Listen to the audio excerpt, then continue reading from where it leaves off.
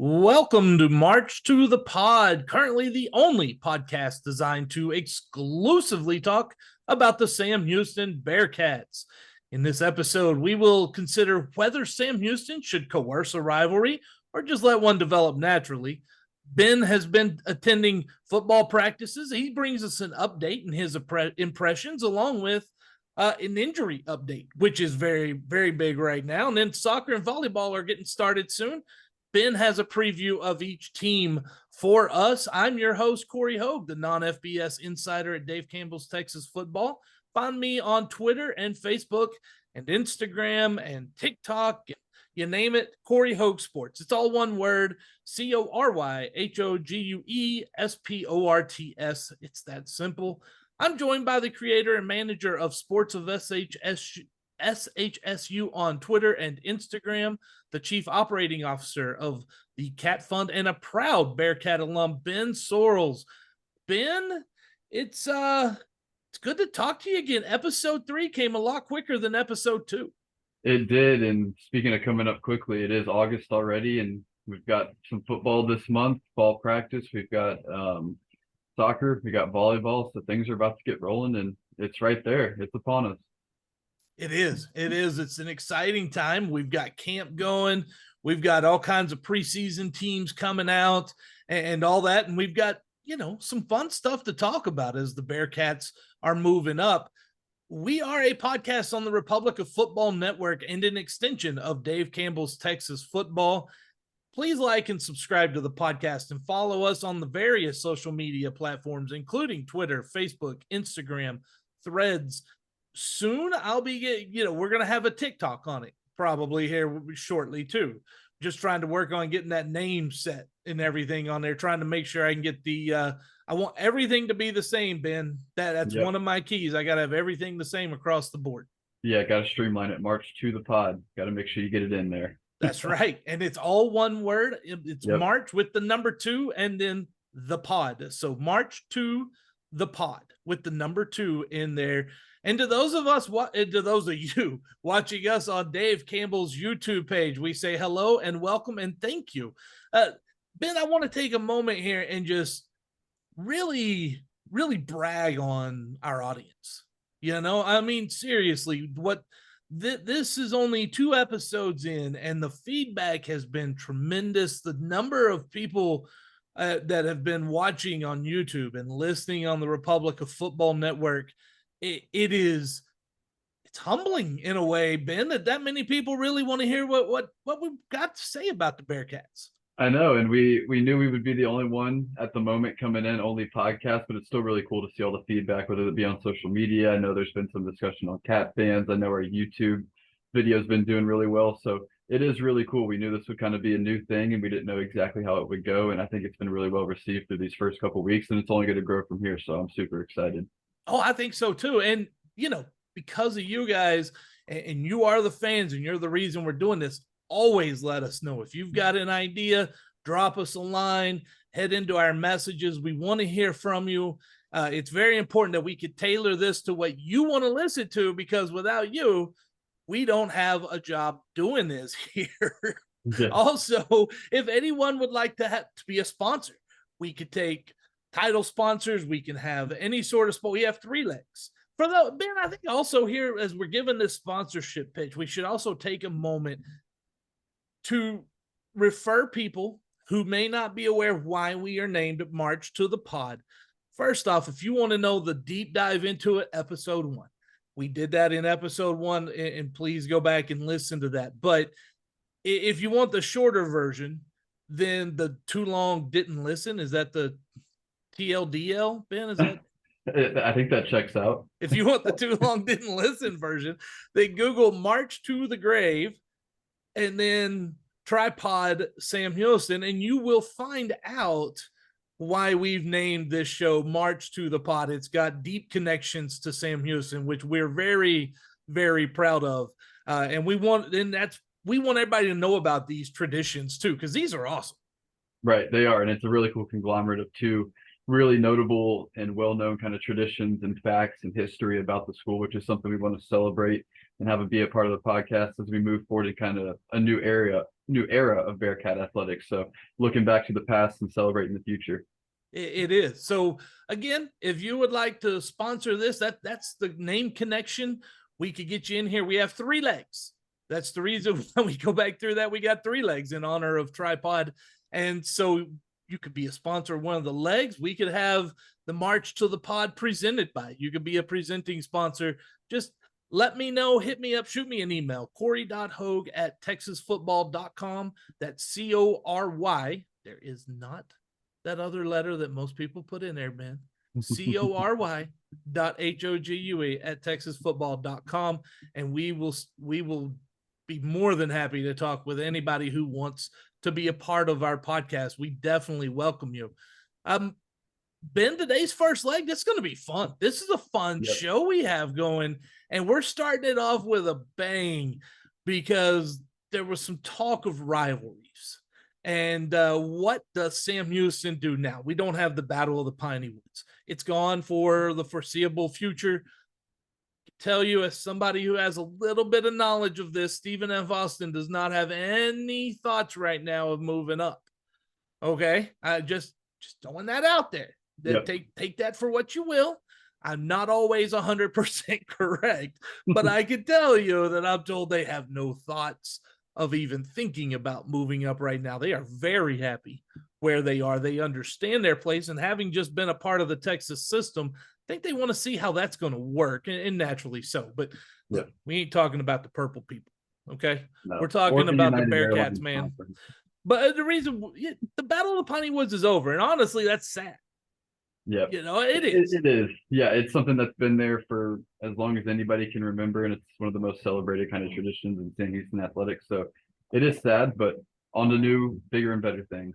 Yeah, and so Casey Keeler, he started off trying to do some of the bigger and better things at Media Day, and it brought up an interesting scenario and some interesting thoughts. He mentioned that UTEP will become a rivalry, and that it could be kind of a neutral site thing, which I'm not exactly sure what kind of neutral site you're going to get that the teams will agree on between El Paso and Huntsville.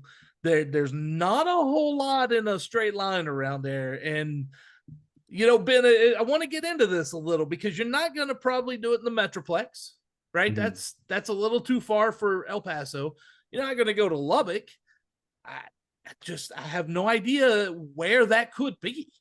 Yeah, and it kind of came out of nowhere, the comment. And I think the idea of UTEP becoming a rival was kind of a thing that had been floated around because people are looking for a new one, whether that be UTEP, Jacksonville State, Louisiana Tech, which we'll get into.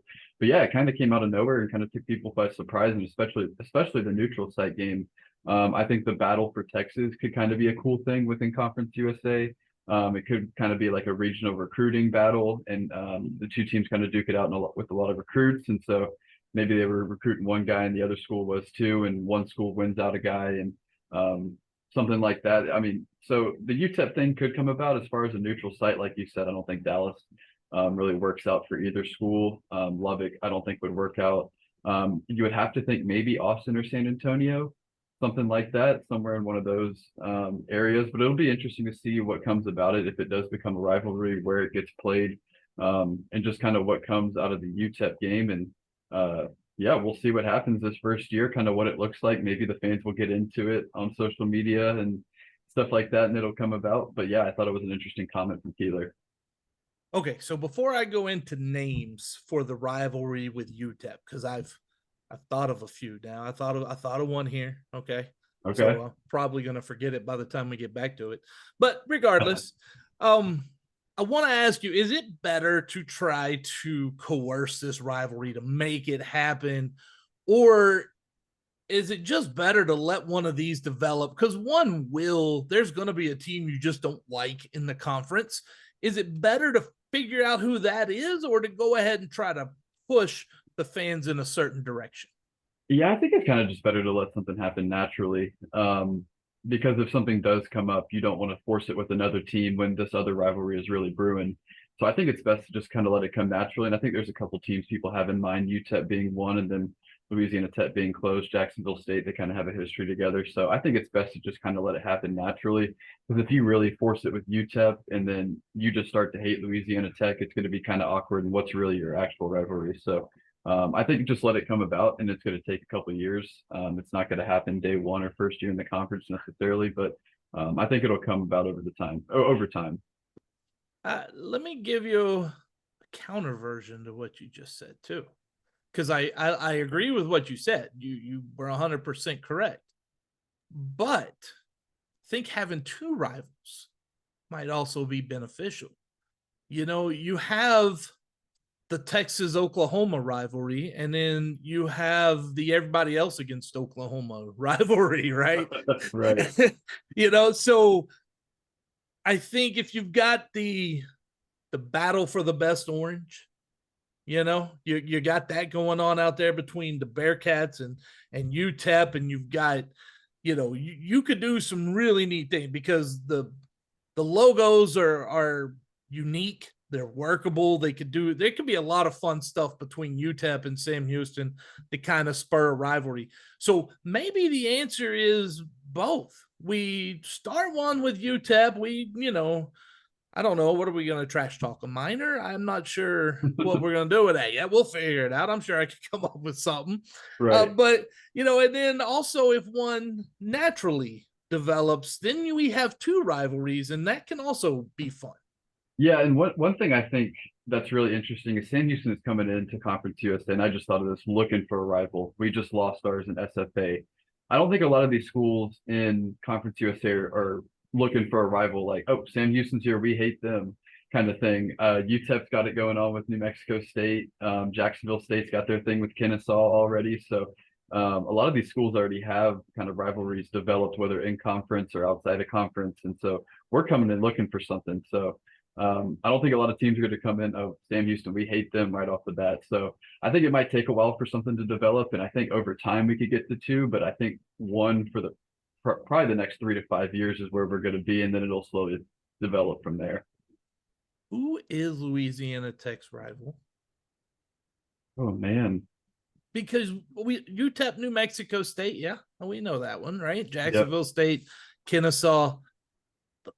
Because the reason I bring that up is that may just be the easier one to go try to fabricate. If we're going to fabricate one, which may be a better word than coerce, but if we're going to fabricate a rivalry, let's do it with somebody that doesn't have one, because Jacksonville State's going to go, yeah, seriously, guys. And UTEP out there is going to go, I don't know. The fans, what's going to make the rivalry is the fans. Yep. And yep. I think now I'm leaning La Tech. Yeah, and I'm thinking maybe UL Monroe, but I can't think of any hostility there. Maybe Tulane, but I can't think of too much there. I mean, yeah, probably but La not Tech's LSU. out in the woods, man. Yeah, that's seriously. Have you ever been to La Tech? Like, I drive through and I'm like, that's La Tech. Okay, I've driven through Ruston once. Yeah, Huntsville's better than Ruston, dude. Oh yeah. And look, let's be honest. That's a sad state of affairs for really both towns. But Huntsville by far is better than Ruston. Yeah, and I think the two schools already kind of have a relationship. They've played each other in basketball somewhat frequently. They've played each other in baseball, I believe, somewhat frequently. So, I mean, there's already kind of there with sports outside of basketball. Not that there's a rivalry right now, but they've played each other before. There's somewhat of a history. So, yeah, I think Louisiana Tech, they're geographically the closest, and I think it makes the most sense when looking at a rival in the near term in Conference USA. I'm with you. So now we're going to have to go talk about your partner over at Cat Fans. Okay, because let me tell you, they're all over the Gravy Bowl. The Gravy Bowl, I mean, we have to give it some play. Is there anything to this Gravy Bowl thing, Ben? Yeah, so it came about with Cody Crest and Ryan Humphreys. They were on a podcast with Sam Houston fan, and I think he's an alumni too, Alex Middleton. They were on his podcast, Pass the Gravy, I believe it is, and they exchanged some words about Jacksonville State that I won't repeat on here. And so that's kind of how the back and forth started, and the Gravy Bowl came about, was the Pass the Gravy podcast. And the teams have somewhat of a history playing each other in the past, in the playoffs and in the FCS, and most recently I think was 2021 in Huntsville. So I don't think there's a lot to it right now. I think it could become something in 5 to 10 years, but I don't think there's really any substance to it now. And like I said earlier, they've got Kennesaw State coming in, and that's kind of their big thing. And so as of right now, I don't really see it, but maybe long term, something like that. I think we settled it today, Ben. Yep. We settled the argument. It's over. Yep. It's over. It's No more La Tech. debate. Yep. And Yep. what are Let's make they? it happen. They're blue, they're red, and Bulldogs. Yeah. How does that don't make any sense? Louisiana Tech Bulldogs. That doesn't roll off the tongue, man. No, and I don't. Are Bulldogs known to be a Louisiana thing? I mean, I've been there plenty of times. I don't go there to see the Bulldogs or anything like that. I mean, look, we're not gonna rag on the food. They've got good food, okay? But they also made another mistake. They should have back in the day when La Tech was started, should have gone Bulldogs DAWGS. Oh yeah. But yeah. see, they missed. We hit that opportunity at Sam Houston. They missed out on it. Yeah, we got the unique K, which nobody else has that I've seen, and there's so many Bulldogs out there. I mean, there's so many. So they're just another one of the Bulldogs, and let's make a rivalry happen. I think we started it here. I think we just did, and if they even have a podcast, are they big enough? They do. They actually let me get their name. I'm supposed to go on the Louisiana Tech's podcast here in a couple of weeks. The Go Tech Please Don't Die podcast. Ben, I'm gonna need you to trash talk them. Yeah, it's not. I'm gonna need you to go in lobbing some missiles, man. We gotta hit them first. I know, right? You got to strike first. Let them know we're here. This is our conference. Hey, okay. They've been here, but this is ours. This is ours. New territory. We're taking over. You know, I'm clipping that. That's gonna go social media now. Oh yeah, let's do it. I mean, we got to start something. This is the place to do it. That's what. Look, I'm trying to get all of this going so we can start clipping it and get going. Yeah. Oh yeah, we're gonna have some rivalries going here pretty soon, man. Yep, I'm ready. Let's do it. I am too. You know what else I'm ready for? I'm ready for people to continue to support the Cat Fund. Ben, last week you told us about some exciting news coming. Do you have any updates on that? Yeah, we had the chance to officially sign 15 players. And we talked a little bit about this with our Cat Fund members earlier this week. Signed 15 players on the football team to Cat Fund deals and some brand deals that we got put together. And so that officially got signed last week. They'll go into place today or here in the coming days, depending on whatever deal people have. And so, yeah, football started. Basketball is in the works. We got a golf tournament coming up October 20th. So save the date for that. And then we've got some other things working with basketball. And then baseball will be starting up here in a couple months as well when we get closer to their season. So, yeah, lots going on right now over at Cat Fund. So where does all the money go that is sent in as part of these memberships? Yeah, 100% to the players. All money that we make, every dime of it goes right to the players, and that's pretty exactly good deal how we for the want players. Yep, it is, and it's something. It's really cool, and it's cool to kind of be the first one at Sam Houston, and it's something you almost kind of have to have at the FBS landscape, especially no matter what level you are to be competitive at the FBS level. It's something you have to have. Yeah, it is, and the other thing too is how many charities do you give to that actually 100% of the, no, this isn't a charity, but how many organizations do you give to that 100% of the funds goes to the college athlete? Right. I don't, there probably isn't many others around the country even working in the NIL that 100% goes directly to the athletes.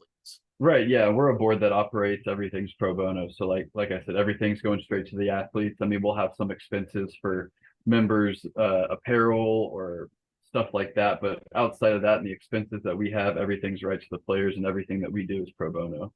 That is awesome. Hey, so Ben, we're going to move on into the second leg of our podcast here. And Sam Houston started practice last week, and you were out there. You got some updates on the quarterback battle for us. Yeah, so the team, I got a chance to drop by on Wednesday last week for their skills and drills workout. The team reports today with fall camp officially starting tomorrow on the 2nd, but they were still going through workouts and some drills and stuff, and got to see both quarterbacks. I got to see Keegan Shoemaker in the spring, and we've seen him the past couple of years we got to see Grant Gunnell live for the first time, and I got to say both looked really, really good. And I think they were the two best guys out there in those 7-on-7 and 11-on-11 periods, and both made all the throws that they needed to. I will say, so Grant Gunnell left one just a little short to Ife Day that was probably 40, 50 yards down the field. And Keegan had one interception in the 11-on-11 period. But man, outside of that, I don't even remember really any incompletions, bad reads, bad throws. I mean, the guys did what they needed to. And yeah, nothing's decided like we talked about last week, but both guys looked really good. And it's going to be a fun battle these next couple weeks in the fall. That's for sure. Yeah, and it sounds like, at least at the start, they're making it hard on the coaching staff, and that's a key. You got to make it hard on the coaches to decide. Yeah. You do. You have to make it hard on the coaches to decide that. You know what I mean? Yep.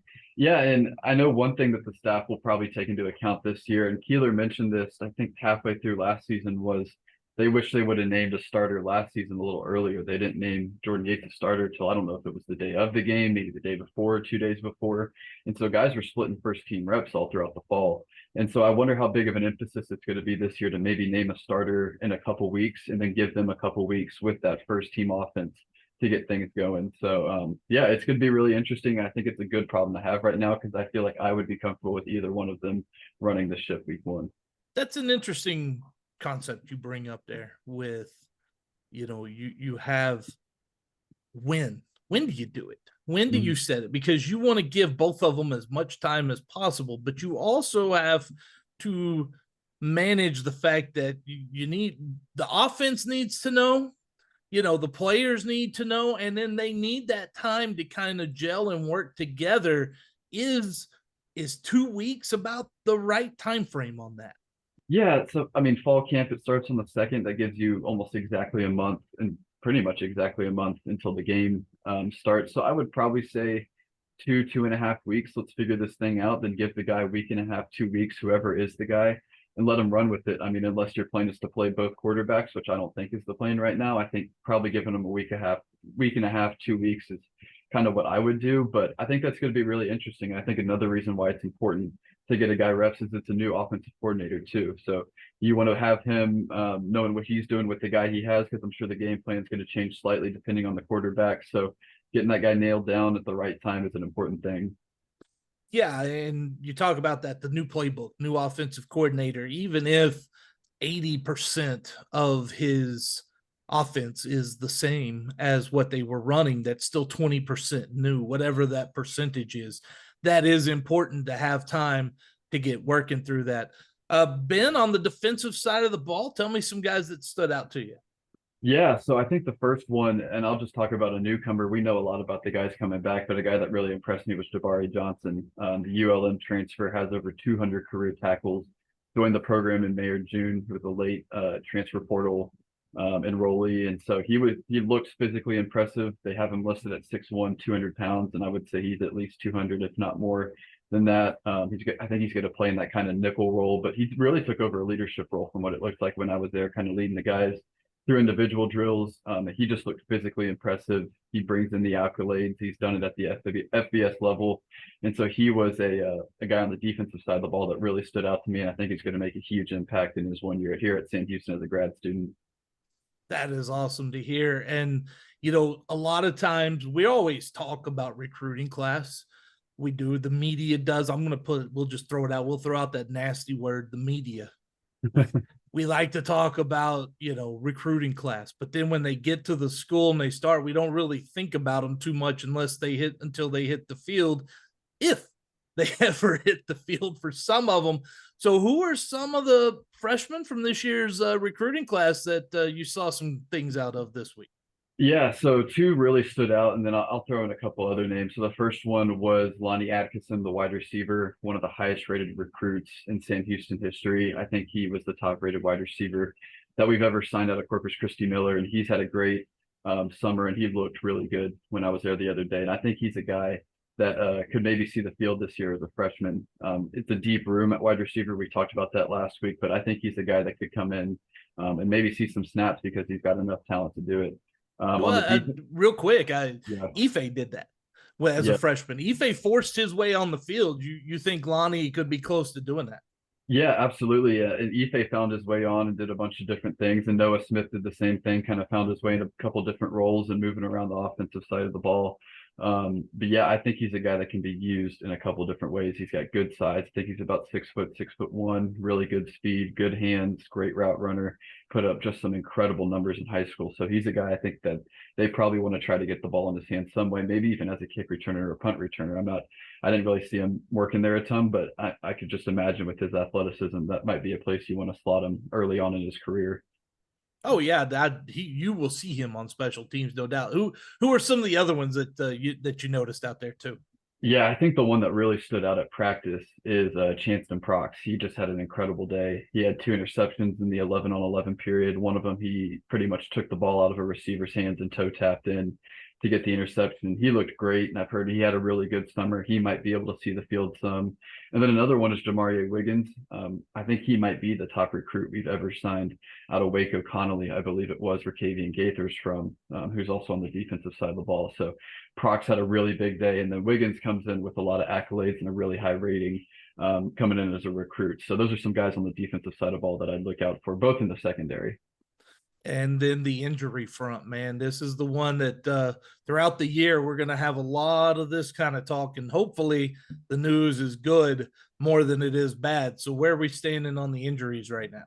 Yeah, right now I think the team's in a really good spot. I think nearly every single player at practice last week participated either in individual drills, 7-on-7 or 11-on-11, or all three of them, which was really good to see because in the spring there were a lot of guys and a lot of notable guys that were out with injuries from last season or injuries sustained in the off season. And so it was good to see the team healthy. Not everybody went through everything, but almost everybody participated in some sort of way, which is really encouraging going into the fall because the team hasn't been healthy in a long time. So from a health perspective, I think the team looks really good. That is great news to hear. Ben, before we move into the third leg, just in case somebody maybe didn't hear the sponsorship pitch earlier, maybe we could do it again. So if you would like to sponsor one of the legs of the show, we would definitely love to listen to you. Again, the email address is cory.hogue@texasfootball.com. That's cory.hogue@texasfootball.com. Ben, I think the thing that if I was to make a sponsorship pitch right now, it would be we're not just here for football and men's and women's basketball and baseball. We will discuss every single sport that Sam Houston that plays. We will. They may not get as much at press time, but every team will be covered, and I think that's what sets us apart from some other podcasts that cover schools. Is we are full athletic department wide. Yeah, absolutely. And I think all the athletes deserve love. And we should highlight them all in the good that they do. And so I know these next couple of weeks are going to be really, and we'll get into it here in a minute, really heavy with soccer and volleyball. And this is kind of a time to really check them out and for them to shine and go to their games if you're a student or a fan, because it's about a 3-week gap between when they start and when football starts. And so, and a lot of games at home, which I know we'll get into. So yeah, just really want to support them, kind of give a preview of what they're doing and look forward to these seasons. Yeah, we're going to start with soccer. The soccer team, the soccer program, it's been through some difficulties. We'll say we'll go with difficulties. But they have their first 3 matches at home, and they're all coming up here in the month of August. Ben, it's a good chance for people to go out and see the program and see what has changed. Yeah, absolutely. And those 3 games, like you said, against Prairie View, ULM, and Lamar, all 3 at home to start the year. And a lot of the non-conference games are at home. So I definitely recommend getting out to Pritchett Field. It's a fun environment when that place gets packed. But I like this team this year. Last year, I'll start with last year. Sonia Curvello, the new head coach, was hired just 6 weeks before the season. And so there's not a lot you can do there. And they had 11 freshmen. So a little more than a third of the roster were freshmen. They went 3-11-2 last year, but it was a complete roster overhaul. And so coming in this year, I think it's going to be a lot better. You bring back a lot of those freshmen that got a lot of experience last year. You return your top two scorers in Kaylee Pena and Landry Townsend. Landry Townsend's one of the all-time leading scorers at Sam Houston, and has done it for a couple of years now. And then you bring in Tiana Johnson from Arkansas Pine Bluff, and she was SWAC Freshman of the Year and Player of the Year last year. And so you've got some really good building block pieces in Townsend, Pena, and Johnson. And then you've got those 11 freshmen who have a ton of experience now that played a lot last season. And so I think it could be a really exciting year. And Sonia Cavello has won everywhere she's been. And so I'm excited to see what year two is going to look like now that she's had a full off season. Okay. Well, look, I love all that. That sounds really good. But this is a new era. Mm-hmm. This is a new conference. We're not here to talk bad about the Western Athletic Conference. Cory Hogue tends to love the WAC. Okay? It's just inherent. So we're not going to badmouth the WAC, but also Conference USA is a step up for the Bearcats. So where do you see this team in where it rates within the conference as a whole this year? What's their conference outlook? Yeah, I think it's kind of a middle of the pack kind of outlook. A lot of the teams that are coming back that were a part of Conference USA last year were in the bottom half of Conference USA. Your Middle Tennessees, FIU, UTEP, Western Kentucky were all in the bottom 5 or 6 of Conference USA last year. Louisiana Tech was in the top 3 or 4, so I would expect them to be good. But I don't expect us to win the conference, but I don't see a reason why we can't be middle of the pack. And I think if we do end up, I don't know, 4th, 5th, 6th, I think that'll be a successful year and a building block year going forward for Cavello and her staff and the team. And so I think kind of middle of the pack would be my expectation this year. I don't expect us to set the world on fire and go undefeated and win conference, but I think it'll be a good building year. And I think we should just slot in right there in the middle, I think would kind of be the expectation. Well, you know what? I think if you're a booster, a fan, you would probably accept that right now with the soccer program. Yeah, absolutely. It's been a really tough couple of years, and even when it wasn't really bad, it was just kind of average. And so I think getting back to kind of average, and if you're in the middle of Conference USA, I mean, one of the better conferences in the country, I think that's something to be proud of, especially in year 2 under a new coach that came in to a pretty bad under pretty bad circumstances. I mean, got there 6 weeks before last season. And so, yeah, if you finish middle of the pack, I think you'd be really happy this year. Definitely. So the next program, Ben, got some news coming out right before we started recording on Tuesday afternoon. This will be released on Wednesday morning. So not necessarily breaking news on this one, but Brenda Gray and the volleyball program, I think they kind of go synonymous. This is our 40th season. Yeah. Been around the block once or twice. Yeah, she's entering her 40th season as head coach, and they made some news within the coaching staff. Yeah, they just announced literally right before we were about to hit record that Taylor Gray got promoted to assistant head coach, and she's been there since 2014. So not really personnel changes, but just kind of an elevation in her role. I know Chris Mudge got elevated to assistant head coach or associate head coach in basketball. And so just kind of a promotion there. So yeah, a little bit of a staff news coming on right before we talk about some volleyball. Yeah, I think in these cases, schools tend to do that instead of saying head coach in waiting, because that term was so like 2000s and 90s, right? Mm-hmm. We don't use that anymore. That's derogatory to say something like that. But when you see a school start to promote a coach from assistant coach to assistant head coach to associate head coach, that comes with financial increases along the way. It also shows how much a school values that coach and really has plans to keep them long term. Yeah, absolutely. And she's been a part of some really successful teams, especially the past couple of years. And so it's not always the head coach doing everything. The assistants are a big part of that. And she's been here for almost a decade now with some good teams. And so I think it's just being able to reward her for the work she's done, elevating her into that assistant head coach role, and yeah, some extra responsibilities. And yeah, congrats to her. I mean, it's a big promotion. Definitely. And as they've begun workouts I believe they've begun workouts. Yep. Yeah, because their season starts soon. They've got a scrimmage at home against Houston Christian, and then they host the Bearcat Invitational Tournament. Ben, before we get into that, because that I cannot tell you how many times I had to read that. this is a chance to see the team in person at home again, just like soccer. The entire month of August, they're going to be right there for you to go watch. Yeah, starting off with 4 games in the invitational tournament, which, like you said, is kind of an interesting title. And I don't know how that really works, but yeah, playing Nichols, kind of an old Southland foe, Oral Roberts and Portland, and then A&M Corpus Christi, another Southland foe. So 4 games right off the bat, and the scrimmage, like you mentioned, in August. And so definitely a good chance to go see the team at Johnson Coliseum if you're a student or a fan. First year in Conference USA, and just see what this team's about. So yeah, a lot of games at home, just like soccer, to kick things off.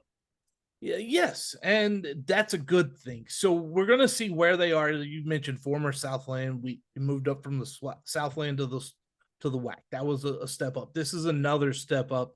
Has the talent increased to a level that you expect them to be competitive in the Conference USA this year? Yeah, I think like soccer, I think it could be a middle of the pack year, and it's a really interesting year for the team and it's a really interesting conference. Western Kentucky was a top 25 team last year, went undefeated in conference. UTEP had a really nice year last year. And then your FIUs, Middle Tennessee, Louisiana Tech, they were kind of towards the middle bottom. So it's going to be real interesting to kind of see where they slot in the Conference USA. And last year was the first year in a while that was a bad year for volleyball, but a lot of what they depended on were freshmen, true freshmen and sophomores, and you return a lot of that, and you return probably your best player in Hannah Baker.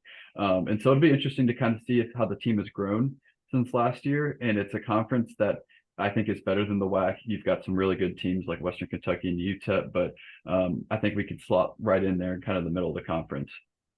That is also positive. So, but we've got to talk about this Bearcat Invitational Tournament.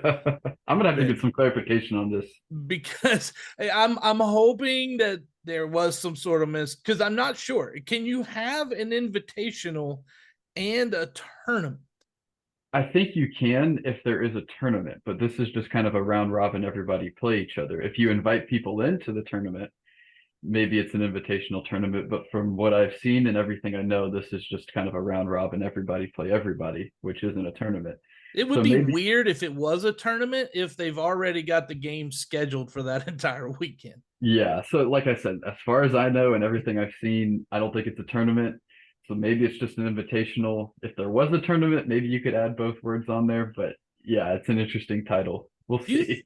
Do you think they were looking for the acronym? Bearcat Invitational Tournament, the BIT. The BIT, yeah, I don't know. It doesn't. It kind of rolls off the tongue. It's not great, but yeah, I don't know where they were going with that. Maybe when they were putting it in, they just wanted to put tournament or just put invitational, and they just put both just for fun. Maybe they thought they had typed one and they ended up typing the other and kept both on there. I don't know how that happens, but yeah, that's interesting. That's a great question to never ask Coach Gray. Yes, and I'm actually going to look at some other teams' websites and see if they call it that also in their schedules, because I'm interested to see if we're the only one calling it that, or maybe we just kind of titled it wrong. It's really interesting. Well, yeah, and again, it rolls Bearcat Invitational. That works. Bearcat Tournament.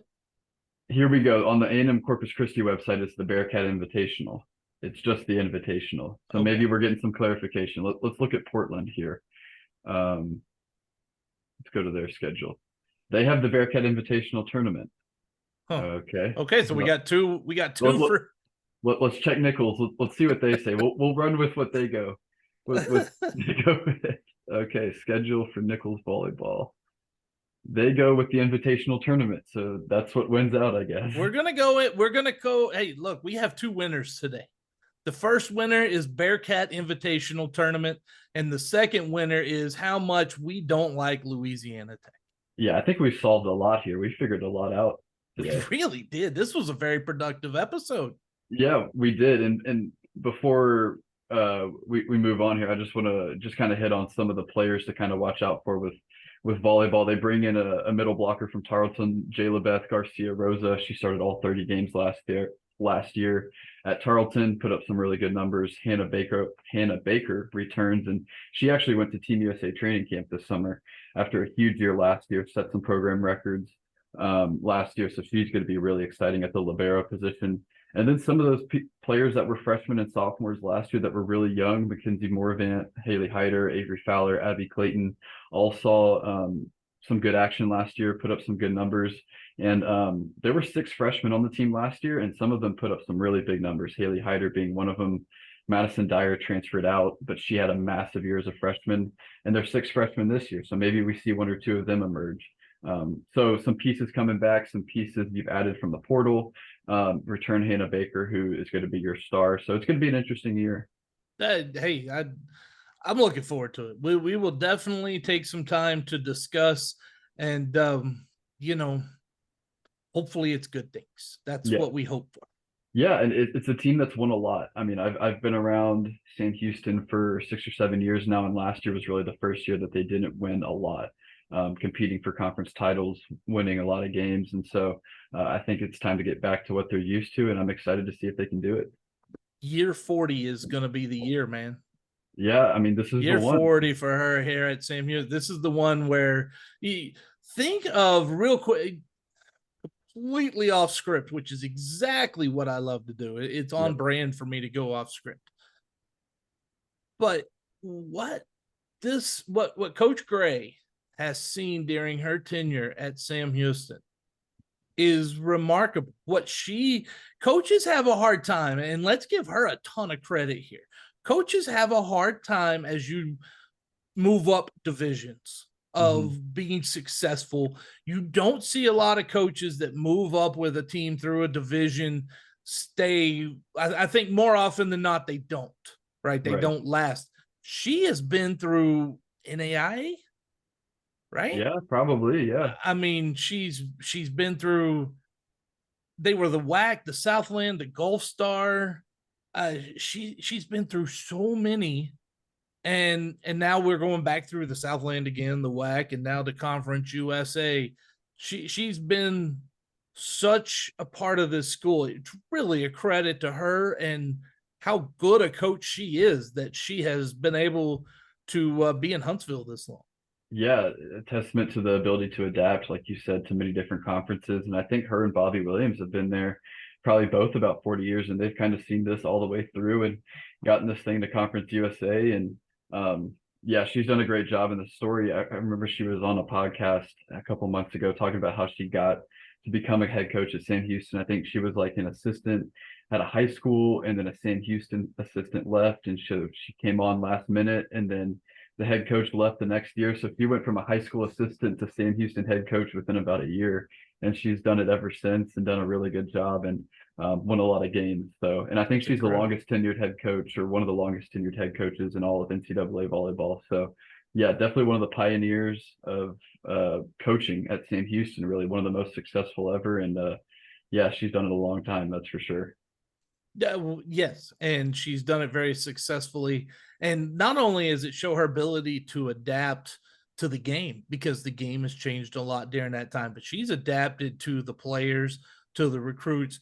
You know, every generation you have to learn to adjust to the younger players, and being able to connect to 18 to 22 to 26-year-old, 24, depending on what the COVID year did, some crazy things. Being able to continually connect with younger people in society as times have changed, as technology's changed, as everything's changed, just shows that she just has a special ability with this. Yeah, it is. And you brought up a really good point. I mean, 18 to 22-year-olds have changed a lot over 40 years. The way you recruit players has changed a lot over 40 years. And volleyball isn't necessarily always a sport that pushes the needle. When you've moved from NAIA to D2, D2 to D1, FCS to FBS, that's a football move. Whether volleyball's ready or not, I mean, they're going to move. And so she's been able to adapt with all these changes and still continue to win, which I think is really cool. And so we're looking forward to this year from the Bearcats again out there. It's going to be fun to watch, Ben. Yep, absolutely. Just a couple more weeks and it's August. It's time for volleyball. It's time for soccer. It's time for football. I'm ready. And it's, you know what else it's time for? What's that? It's time for La Tech to take the hate. Yep, I'm ready. Let's dish it out. Let's get going. We're going to be cutting it. Yes, we're coming for you, La Tech. Yeah, we're ready. We've decided a lot here. We're ready to dish it out. Yeah, I think you know what? Well, man, it's a high bar for us to come to next week. I don't know if we're gonna be able to solve so many of the world's problems. I know what's next. I mean, what world problem do they want us to solve next? We're ready. We solved Sam Houston's Bearcat Invitational. We solved who our rival is. I think we've got some bigger and better things next week. Yeah, but let's just stick right there. Let's not try. And Right. there, let me promise Sports, you, right? ain't nobody want me to try to solve anything outside of my little lane. Right. That's for sure. Yeah, we'll stick to sports. Yeah, definitely. Ben, thank you so much, man. This was fun, and I can't wait to be back again next week. Absolutely. Eat 'em up, cats. That's right. And thank you guys, the listeners, the viewers. Without you, none of this is possible for us, and we know that. So from Ben and myself, we say thank you, and until next time, eat 'em up, cat.